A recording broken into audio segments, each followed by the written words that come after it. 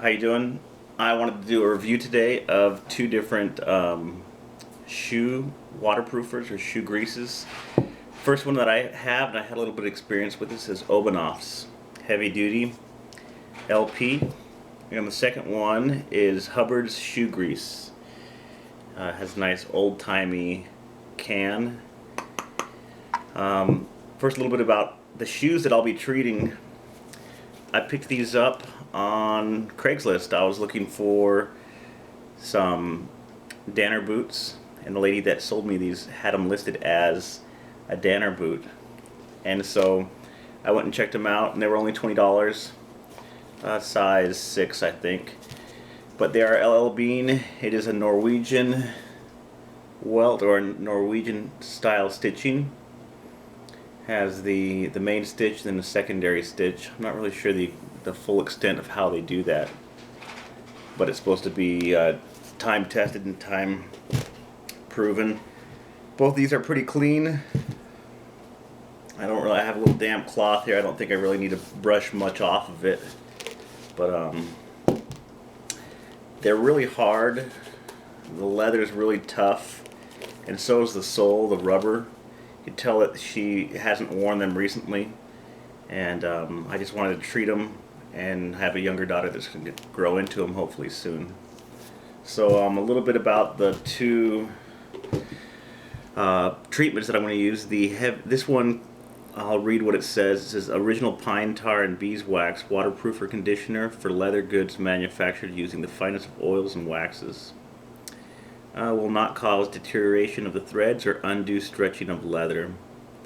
A lot of people say the pine pitch or the pine tar is supposed to be really good to help lock out the water. And Obenauf's is made by a guy, I think out of Idaho. He was a wildland firefighter, Peck, Idaho. His big claim to fame here is he uses beeswax and propolis suspension formula, which he has trademarked. And it will protect against fire retardant chemicals, heat, water, and abrasion. The smells, this one has like a honey smell to it. Has a nice pleasant odor about it. This one is a little bit different. It almost smells like a campfire, or that you've just got done barbecuing. But it is nice. Kind of has that pine tar, that campfire smell. So I'm going to do the Obenauf's to the left side because it's LP for the left, and the Huberd's shoe grease for the right. I've already used a little bit of this for some of my combat boots that I have, and I'll show kind of like a follow-up in a different video of how they're looking now. I've treated them once and buffed them up a couple times, and they have a really nice feel to them. They say both of them kind of say the same thing, let your shoes go to room temperature. Right now in Arizona, we're in the middle of January, but we're in the low 80s, even though it was really cold a couple weeks ago. So both the shoe and this is pretty warm. I'd say right now inside we're about 70, 72 or 73. We don't have any air on, just because it will dip down to the 50s tonight, which will be nice. So everything that I've read and everything that I've seen is they just apply a liberal amount everywhere and just really let that soak in there. I'm sure these shoes are going to really drink all this up.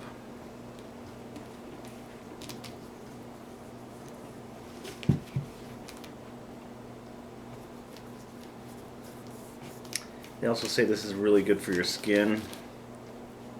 I mean, you figure it's treating animal skins that have long since died, so why won't it be good for the living?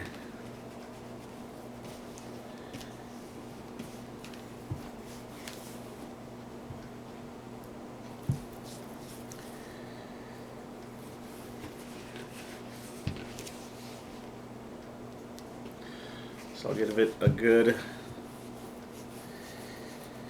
first coat. I think this will take a lot of different coats. The reasoning why I was doing two different formulas on the same pair of boots, I just really wanted to see the difference between the two and kind of see how they wear. Of course, it's going to be a long time before these are worn, but just how they soak up, how they change the color of the leather. These boots were already pretty dark, pretty dark brown, but either way this is going to really darken the leather. Both of these are going to darken any type of leather that you use, and so you kind of have to expect that and not really hope that your boots are the same exact way they are right out of the box, because that won't be the case. But I was just hoping to get these to last a few years. My kids will grow right out of these, I'm sure, right when they fit into them. But we have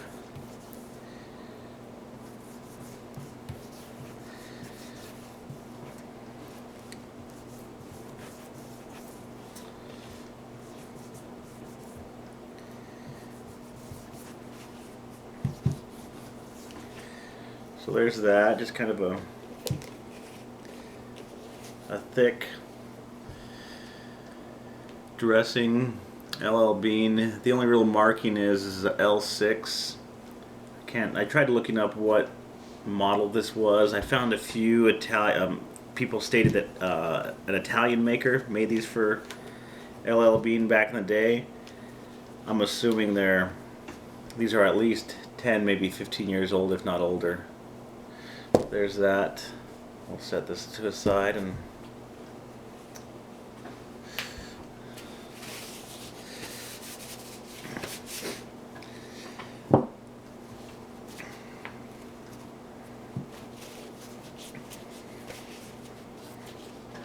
but kind of a side by side right now.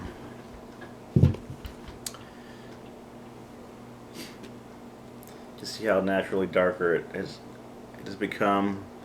And I think even before I'm done with this one, we'll be able to see how much it's really soaked in there.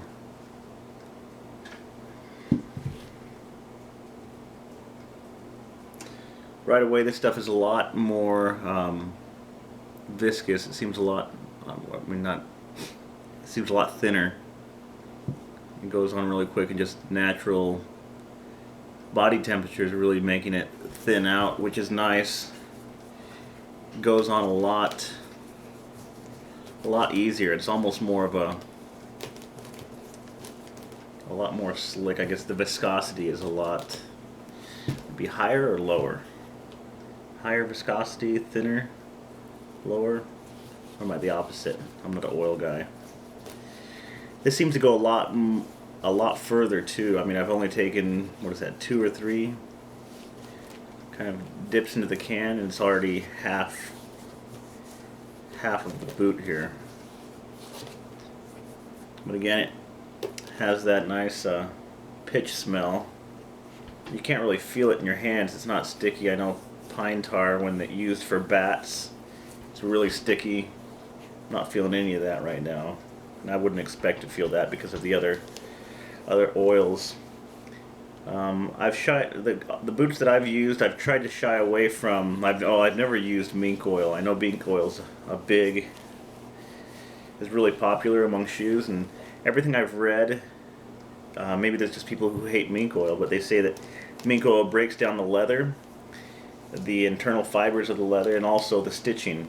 And of course, it's not going to be something that happens right away, but these boots are made to be resoled, and so I want these boots to last as long as possible and go through a couple different soles before everything gives out.